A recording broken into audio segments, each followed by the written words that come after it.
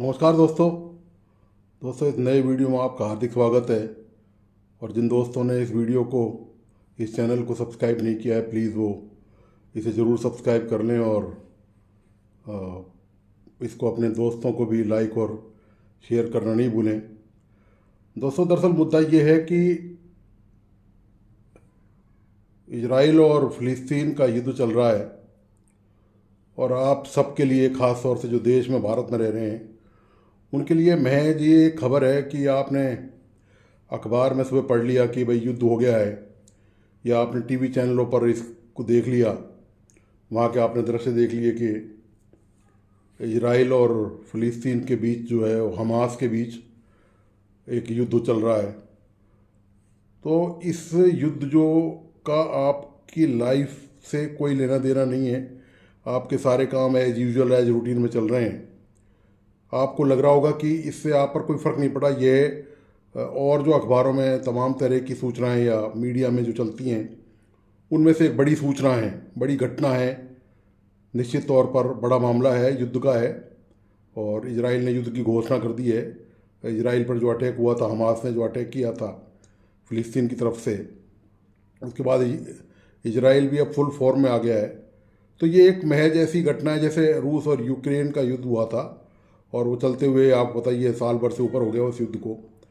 लेकिन ये दोस्तों, मेरा जो पर्पज़ है जो आपको बताने का, वो ये है कि ये केवल एक अखबार की हेडलाइन या टीवी की एक सूचना या केवल खबर मात्र नहीं है। दरअसल ये जो युद्ध हो रहा है, इसका सीधा संबंध आपकी जेब से है, आपके घर परिवार के बजट से है, आपके पर्स से इसका संबंध है। अभी आपको इसका असर नज़र नहीं आ रहा। आने वाले चंद महीनों में, चंद दिनों बाद आपको इसका असर महसूस होगा, जब आपकी पॉकेट कुछ हल्की हो जाएगी। मैं उसी पर चर्चा करना चाह रहा हूँ आपसे। ये इसका सबसे इम्पोर्टेंट पक्ष है जो हमसे जुड़ा हुआ है। बाकी रहा सवाल इजराइल और फ़िलिस्तीन के मुद्दे का, तो ये दशकों पुराना इनका मामला, झंझट है आपस में। वो लड़ाई झगड़े कर रहे हैं। वो कहता है कि भाई ये ज़मीन हमारी है, इजराइल उस ज़मीन को देने को, मान्यता देने को तैयार नहीं है। अरब खाड़ी के देश वो पहले फ़िलिस्तीन के समर्थन में थे, लेकिन अब जियो पॉलिटिक्स जो बदल गई है, आप पता है, जो उस हिसाब से अब घटनाक्रम तेज़ी से बदल गया है। और इस जियो पॉलिटिक्स के तहत नए जो समीकरण बनने जा रहे थे इस युद्ध से पहले, वो ये था कि जो सऊदी अरब है वो उसमें इजराइल के साथ समझौता करने जा रहा था, और दूसरे जो देश हैं, क्योंकि सऊदी अरब इसमें महत्वपूर्ण प्लेयर है, खिलाड़ी है। अरब देशों में, जो खाड़ी देशों में, उसी का सिक्का सबसे ज़्यादा चलता है। तो अमेरिका में जो अभी यूएन की सभा हुई थी, उसमें भी ये तमाम बातें इन देशों में हुई थी, और ये एक बात निकल के सामने आई थी कि इजराइल से कोई करार होने जा रहा था। लेकिन इस मामले में पूरे में, दरअसल मैं इसकी पूरी हिस्ट्री में नहीं जाना चाहता, पूरी इसकी लंबी चौड़ी डिटेल में। नटशेल में बात सिर्फ इतनी सी है कि हमास को, मतलब फ़िलिस्तीन को ये लगा, जो फ़िलिस्तीन हमास वाले कब्जे में हैं, जो हमास के कब्जे में हैं, जहाँ से ये टेरर की सारी गतिविधियाँ चलाते हैं हमास वाले, तो उनको ये लगा कि उनको कहीं ना कहीं उपेक्षित किया जा रहा है इस समझौते में, और खाड़ी देश उनका साथ नहीं देंगे अब पहले की तरह, और उनका झुकाव अब वर्तमान बदली हुई हालात में इजराइल की तरफ है। तो निश्चित तौर पर ये जो है, उस बात को डिफ्यूज़ करने के लिए, उसको जो जो चर्चा, जो समझौते की वार्ताएं, जो आपस में जो भी संबंध उनके चल रहे थे बातचीत के, उसको डिफ्यूज़ करने के लिए, उसको डीरेल्ड करने के लिए, पटरी से उतारने के लिए उनकी वार्ता को उन्होंने इस हमले को अंजाम दिया, और इजराइल पर अचानक, बिना कोई बात के, जबकि इजराइल की तरफ से कोई ऐसी उकसाने वाली कोई कार्रवाई नहीं की गई, और उन्होंने अचानक हमला कर दिया। खैर, ये तो इसका एक पक्ष रहा है। वैसे तो मैं आपको बता दूं, इसके बहुत सारे पक्ष हैं। मैं और दूसरे पक्षों पर भी बाद में वीडियो बनाऊंगा निश्चित तौर पर। लेकिन फ़िलहाल भारत के पक्ष की बात करते हैं।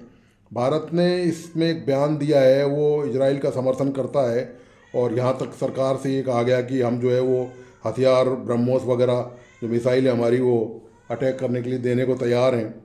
तो दोस्तों, दरअसल मैं कोई विदेश नीति का विशेषज्ञ नहीं हूँ, लेकिन जो कॉमन सेंस की बात है वो ये कि ऐसे मुद्दे पर जब आग लग रही हो, और ख़ास तौर से इसमें आपको बताइए कि सारे खाड़ी देश इन्वॉल्व हैं, और खाड़ी देशों ने, खासतौर सऊदी अरेबिया हो या दूसरे मिस्र हो और टर्की हो, उन्होंने अभी तक कोई भी ऐसा बयान नहीं दिया है जिससे कोई ये पता चलता हो कि वो क्लियर तौर पर फ़िलिस्तीन को दोषी मान रहे हैं, इस मुद्दे को लेकर या इजराइल को दोषी मान रहे हैं, वो बिल्कुल नपतुला। अभी तक तो उन्होंने ढंग से कोई बयान ही नहीं दिया है खुलकर, और भारत ने तुरंत बहुत तेज़ी से रिएक्शन इस पर दिखाया है। तो निश्चित तौर पे भारत के संबंध खाड़ी देशों से भी रहे हैं, आपको बताइए, ईरान से भारत के संबंध हैं, सऊदी अरब से भारत के संबंध हैं, और इस तरह से खुली एकदम अचानक तेवर दिखा देना कि हम आपके साथ खड़े हुए हैं इस मुद्दे को लेकर, जबकि खाड़ी वर्ल्ड कुछ बोल ही नहीं रहा इस मामले को लेकर। खैर, ये केंद्र सरकार का मसला है, लेकिन मैं तो ये सिर्फ इतना जो थोड़ी बहुत जानकारी रखता हूँ वो आपसे शेयर कर सकता हूँ कि ऐसे मामलों में जल्दबाजी नहीं दिखानी चाहिए। जब खाड़ी देश और दूसरे जो देश हैं उन्होंने इस तरह की कोई जल्दबाजी नहीं दिखाई। रहा सवाल अमेरिका का तो अमेरिका का इजराइल से बहुत पुराना संबंध है, और मैं आपको बता दूं दशकों पुराना संबंध है। और अमेरिका में जो इजरायली हैं यहूदी, उनका बहुत ज़बरदस्त कंट्रोल है वहाँ की इकोनॉमी पर। दरअसल जितने भी बड़े बड़े बिजनेस हैं अमेरिका में वो यहूदियों के हाथ में है। तो यहूदी अमेरिका का समर्थन या यूरोप उनका यदि समर्थन करता है इजराइल का, तो खुलेआम खुले तौर पर, जैसे अमेरिका तो ने तो सैकड़ों करोड़ डॉलर की मदद की भी घोषणा कर दी है। लेकिन हमारी बिल्कुल जो जियो पॉलिटिक्स है, जो कंडीशंस हैं, वो भौगोलिक तौर पर और या जोग्राफिक तौर पर या और भी कहें कि रणनीतिक तौर पर बिल्कुल इजराइल से अलग हैं। और हमारी एक पॉलिसी पहले भी ये रही है कि हमने दशकों तक जो है फ़िलिस्तीन का साथ दिया है, और पिछले 10-12 साल से जब से मोदी सरकार सत्ता में आई है तब इस मामले में विदेश नीति ने अपना रुख बदला है और इजराइल से समझौते हुए हैं। और वहाँ के प्रधानमंत्री नेतन्याहू जो है वो भारत के दौरे पे भी आए, और प्रधानमंत्री नरेंद्र मोदी भी वहाँ गए।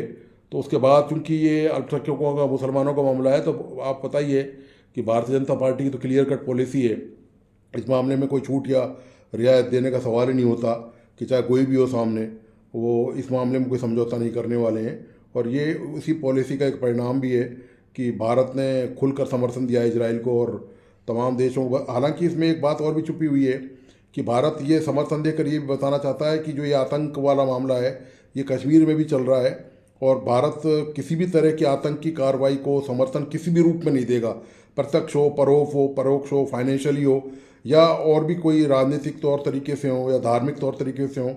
भारत किसी भी रूप में ना तो पालेगा पोसेगा। और यही भारत ने, आपको ध्यान होगा, पिछले दिनों कनाडा से जो हमारे रिश्तों में जो फ़र्क पड़ा है और जो कनाडा को धमकाया भारत ने, जिस तरह से एस जयशंकर ने अमेरिका में जाके बयान दिया था और कनाडा की तगड़ी धुलाई करी इस मुद्दे को लेकर, तो ये तमाम चीज़ें हैं और ये पॉलिटिक्स है और ये विदेश नीति है। भारत ने कम से कम एक क्लियर स्टैंड ले रखा है इस मामले को लेकर।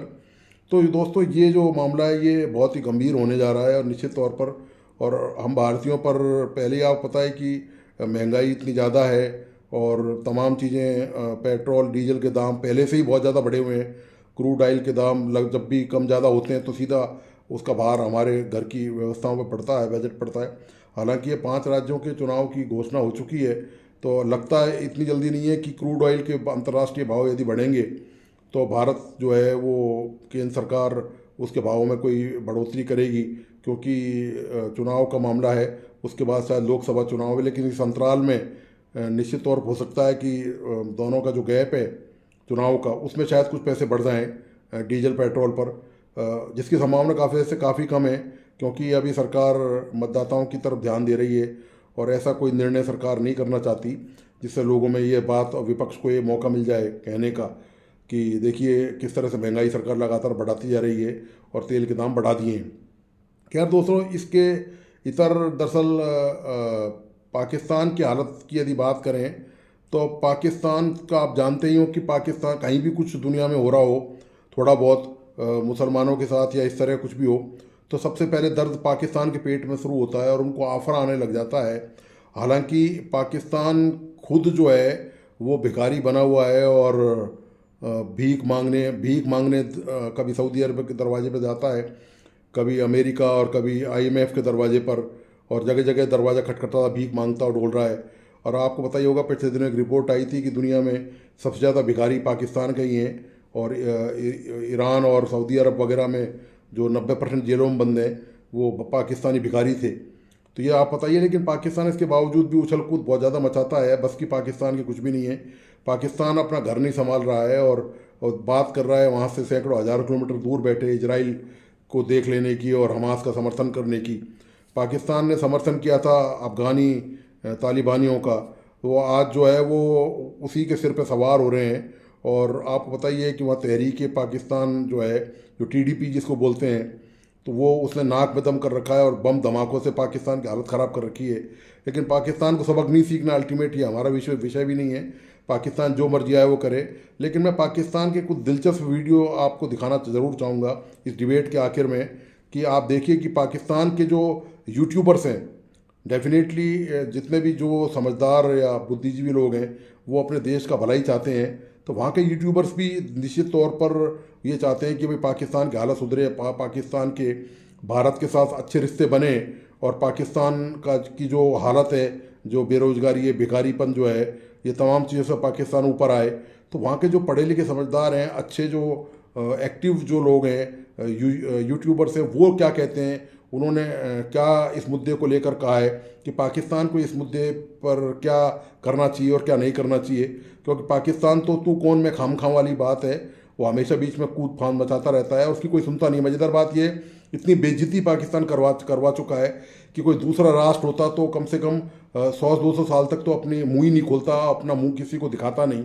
लेकिन पाकिस्तान तो पाकिस्तान है, उसका तो अपने पास कोई इलाज है नहीं, वो तो उसके हाल पर है। और ये जो वीडियो है, जो पाकिस्तान के जो विशेषज्ञ हैं, जो मतलब ख़ास तौर से भारत पाकिस्तान के रिश्ते हों या पाकिस्तान के दूसरे देशों के साथ रिश्ते हों, वो विशेषज्ञ बाहर हैं, अमेरिका में हैं, कोई इंग्लैंड में है, कोई यूरोप में है, वो वहाँ पर हैं और वो देश छोड़ के वहीं रह रहे हैं। क्योंकि अब आपको बताइए कि पाकिस्तान में जाने का मतलब तो फिर वो मुल्ले जो है ना, कटमुल्ले, वो उनका क्या हाल करेंगे। क्योंकि यूट्यूबर्स को ये धमकाते रहते हैं वहाँ पर आए दिन कुछ ना कुछ। और एक यूट्यूबर है वहाँ पर, बहुत अच्छी यूट्यूबर है वो, बहुत अच्छा सब्जेक्ट उठाती हैं पाकिस्तान से और भारत के रिश्ते को लेकर। और ज़्यादातर यूट्यूबर भारत से अच्छे संबंध बनाने पर ही जोर देते हैं। लेकिन सरकार दूसरी तरह से सोचती है, सरकार दाम की वहाँ चीज़ है ही नहीं, वहाँ सरकार तो आए दिन पलट जाती है। खैर, आप वो वीडियो देखें और वो यूट्यूबर्स ने क्या कहा है वो देखें, और जो पाकिस्तान के खैरख्वाह विशेषज्ञ जो बैठे हुए हैं उनका क्या मत है इजराइल और फ़िलिस्तीन के मुद्दे पर, आप ज़रूर देखें। और प्लीज़ इस वीडियो को लाइक सब्सक्राइब करना न भूलें। और अब आपको मैं ये वीडियो दिखाता हूँ, ले चलता हूँ उन वीडियो की तरफ, आप देखिए। धन्यवाद, नमस्कार। हमें जी ज्वाइन किया है अवैस इकबाल साहब ने, जो कि जर्नलिस्ट हैं और आजकल अमेरिका से हमें ज्वाइन करते हैं। बहुत शुक्रिया अवैस कि आज आप आए हैं, और आज हम आपसे वही बात करेंगे जो एक हंगामा चल रहा है इजराइल और हमास का। और मैंने कहीं लिख दिया कि जी मैं इजराइल को सपोर्ट कर रही हूँ, क्योंकि जिस किस्म की वीडियोस आ रही हैं कि छोटे छोटे बच्चों को अल्लाह अकबर करके उनकी गर्दनें काटी जा रही हैं, उस किस्म की वीडियोस भी मौजूद हैं सोशल मीडिया पे देखकर। तो वो देखकर तो जो थोड़ी बहुत हमदर्दी अगर थी भी फलस्तीन से या हमास से, वो मेरी खैर मुझे पहले भी नहीं थी, लेकिन बिल्कुल से खत्म है। और बिल्कुल मैं उनको यही समझती हूँ कि हमास जो है वो एक टेररिस्ट कहलाने के बिल्कुल हकदार है। आप क्या कहेंगे? आरजू, मैं आपसे 100% इत्तेफाक करता हूं कि हमास एक दहशतगर्द तंजीम है और हमास के पीछे ईरान की फंडिंग है। और हमास के जो रहनुमा हैं, अगर आप उनके पास मौजूद डॉलर्स देखें, अगर आप उनका लाइफस्टाइल देखें, अगर आप उनके बच्चों का लाइफस्टाइल देखें, तो आपको बड़ी मुमासलत मालूम होगी कि किस तरह से पाकिस्तान के जो मजहबी उलमा मदरसों में बच्चों को बेवकूफ़ बनाते हैं और अपने बच्चों को वेस्टर्न यूनिवर्सिटीज़ में पढ़ने के लिए भेजते हैं। हमें इसराइल और फलस्तीन और हमास के तरफ जाने से पहले एक बुनियादी चीज को समझने की जरूरत है कि पाकिस्तान की जो रियासत है वो इसराइल को तस्लीम नहीं करती। और उसकी वजह यह है कि जनाब, फलस्तीनियों के ऊपर इसराइल जो है उनकी दानिस्त में जुल्म कर रहा है। लेकिन एट द सेम टाइम आरजू काज़मी, रियासत पाकिस्तान भारत को तस्लीम करती है, उसके साथ डिप्लोमेटिक रिलेशंस भी रखती है, उसके साथ क्रिकेट वर्ल्ड कप भी खेलने जाती है, और बावजूद इसके कि उनकी दानिस्त में भारत कश्मीरियों के ऊपर जुल्म कर रहा है। यानी एक ही तराजू है, एक ही यार्डस्टिक है, एक ही पैमाना है, लेकिन उसके दो मुख्तलिफ किस्म के इन्होंने नताइज बरामद किए हैं। इसके पीछे जो पाकिस्तान की इस्टेब्लिशमेंट की जो इंस्टीट्यूशनल साइकोलॉजी है, या जिसको आप डीप रूटेड इंस्टीट्यूशनल मेमोरी है, उसके पीछे कुरान मजीद की वो आयत है कि यहूद और नसारा तुम्हारे दोस्त नहीं हो सकते। अब नसारा जो है वो क्रिश्चियंस हैं और यहूद जो है वो वो यहूदी हैं। पाकिस्तान में अगर आपने किसी को गाली देनी होती है तो आप उससे कहते हैं ओ यहूदी के बच्चे, बकवास बंद कर। इसका मतलब ये है कि यहूदियों को एक नफरत का इस्तारा बना दिया गया है और नसरानी जो यानी जो नसारा हैं उनके साथ आपके हर तरह के रिलेशंस कायम हैं। तो ये आधी आयत पर अमल करने की कोशिश करते हैं। हमास के मिलिटेंट्स ने इस वक्त जो है इसराइल के अंदर अटैक्स किए हैं और इसराइल के कुछ जवान जो है वहाँ पर उनकी किलिंग हुई है। इंडिया के प्राइम मिनिस्टर नरेंद्र मोदी ने जो है उनकी सपोर्ट की और कहा कि हम इसराइल के साथ हैं, इस नाजुक हालात में हम इसराइल के साथ हैं। तो हम देखते हैं कि इंडिया की फ्रेंडशिप रशिया के साथ हो या इसराइल के साथ हो, जब भी उन पे कोई मुश्किल हालात आता है तो इंडिया खड़ा रहता है। तो सबसे पहले इंटरनेशनल लेवल पे उनकी जो सपोर्ट है, उनकी दोस्ती है, उसके बारे में क्या कहेंगे? इसराइल और इंडिया की दोस्ती के बारे में क्या कहेंगे?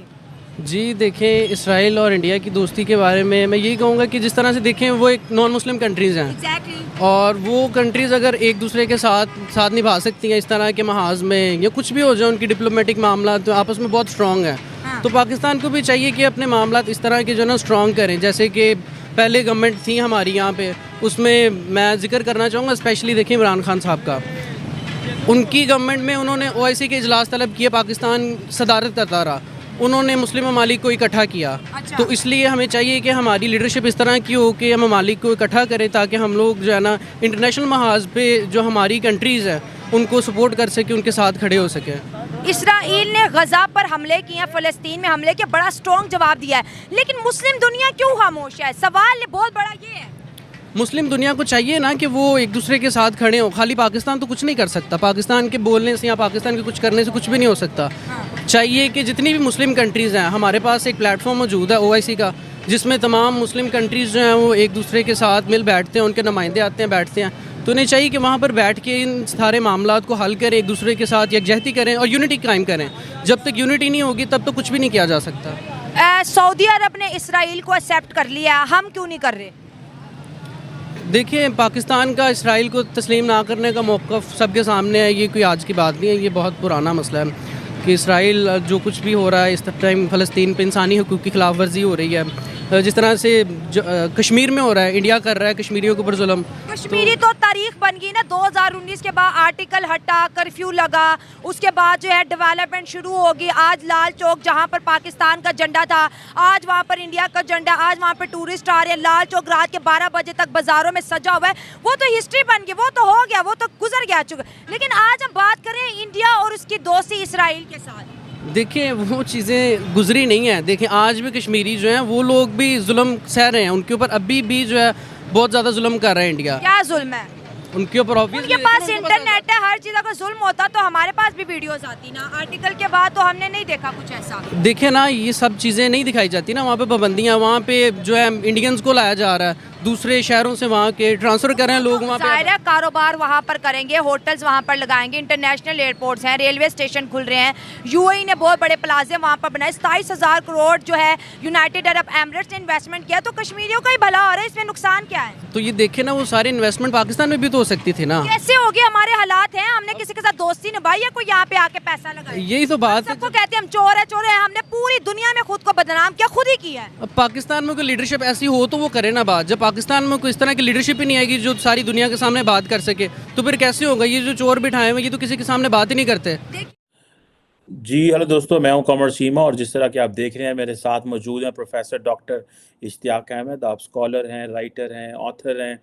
डॉक्टर साहब, आज जारी बात है, आजकल इम्पोर्टेंट इस वक्त जो इशू चला हुआ है वो फ़लस्तीन और के अंदर जो हमास ने इज़राइल पे हमला किया। और कहा यह जा रहा है कि कुछ दिन पहले जो इज़राइल की इंटेलिजेंस है वो ये समझती थी कि अब हमास इस कैपेबिलिटी नहीं रखती कि वो हम पे हमला करेगी, क्योंकि बहुत सारे जो गज़ा के लोग हैं वो इज़राइल आते हैं जॉब्स के लिए and all these things. Doctor साहब, आप क्या देखते हैं, क्या ये हमास ने गलती की है कि एक चलते हुए नॉर्मल एक जो निज़ाम चल रहा था उसमें अब कत्लो गारत शुरू होगी? अब इज़राइल जब बंदे मारेगा तो फिर हम कहेंगे ह्यूमैनिटेरियन ऑर्गेनाइजेशंस के पास जाएंगे, ये फिर GCC जो गल्फ कोऑपरेशन काउंसिल है उसके पास जाएंगे, कहेंगे कि गज़ा को बिल्ड करें। एक तो ये एंगल है, और दूसरा ये है कि इज़राइल इतना अथॉरिटेरियन है, इतना हैवी हैंडेड रखा हुआ है उसने फ़लस्तीन के ऊपर कि उन्होंने कॉर्नर कर दिया है। सो आप कैसे देखते हैं कि ये क्या हमास से गलती हुई है, या क्या आप देखते हैं कि this was on the cards और ये होना ही होना था, बिकॉज इस वक्त सऊदी अरब जिस तरह इसराइल के साथ नॉर्मलाइजेशन करने लगा था, तो they had to act? I don't think they had to act. और ये एक्ट जो है इसका नुकसान फ़लस्तीनियों को ही होगा। और जैसे आप बता रहे हैं, अब कई जितने यहूदी इन्होंने मार दिए हैं अपना इजराइली, उससे 10 गुना ज़्यादा वो अपनी बम्बार्डमेंट करके तो फ़लस्तीनी मार देंगे। गाज़ा के अंदर जो कुछ अभी आप बता रहे थे, ये वर्कर्स आते थे, एक नॉर्मल सा था, तो वो डिस्टर्ब हो जाएगा। लेकिन इसके पीछे एक और बात भी है कि सऊदी अरेबिया का और बाकी अरब मुल्कों का जो इज़राइल के साथ ये होने जा रहा था, एक अंडरस्टैंडिंग, जिसको अब्राहमिक वो क्या कहते हैं कॉम्पैक्ट या कुछ कहा जा रहा था, उसके अंदर कोई क्लियर नहीं था कि जो फ़लस्तीनी हैं, जो अंडर ऑक्यूपेशन है, उनके लिए क्या हल ढूँढा गया है। मैंने कहीं पढ़ा था कि सऊदीज़ ने एक कंडीशन लगाई हुई है कि 2 स्टेट का फ़ॉर्मूला जो है, जो यूएन भी अप्रूव करता है by the way, security council में भी इसके हक में है। बाइडेन ने भी व्हेन ही बिकेम अमेरिकन कहा था कि 2 स्टेट फ़ॉर्मूला वी एक्सेप्ट। और नेतन्याहू से जो पहले प्राइम मिनिस्टर हैं, उनका भी बयान यही है, 2 स्टेट फ़ॉर्मूला। वो कहीं ऑब्सक्योर हो गया था, उसका कहीं ज़िक्र नहीं था। लेकिन क्या इसको हल करने के लिए ऑल आउट इस किस्म का इज़राइल पे अटैक करना कोई मुनासिब था? मेरे ख़्याल से बिल्कुल नहीं।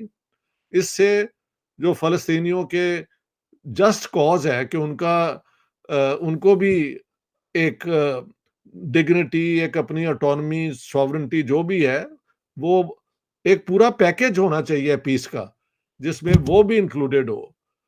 तो अब मेरे ख़्याल से वो सारा, सबसे पहले तो वो ये हमास को कोशिश करेंगे कि इसका निस्ता-नाबूद ख़त्म कर दें। जो मुझे नज़र आ रहा है, नेतन्याहू ने कहा है कि it's an all out war, it's not an operation. क्या वो कामयाब हो जाएँगे या नहीं हो जाएँगे, ये तो वक़्त ही बताएगा। लेकिन इस दफ़ा इज़राइल का जो है ना काउंटर ऑफेंसिव, वो बहुत, मुझे लगता है बहुत पावरफुल होगा, फोर्सफुल होगा, और इसकी सफरिंग सारी जो है वो फ़लस्तीनियों पे आएगी। बाद में फिर अरब वो जो काउंसिल है वो क्या करेगी? ज़्यादा से ज़्यादा पैसे देने पड़ेंगे ना रिकंस्ट्रक्ट करने के। महल दुनिया इससे तंग आ चुकी है।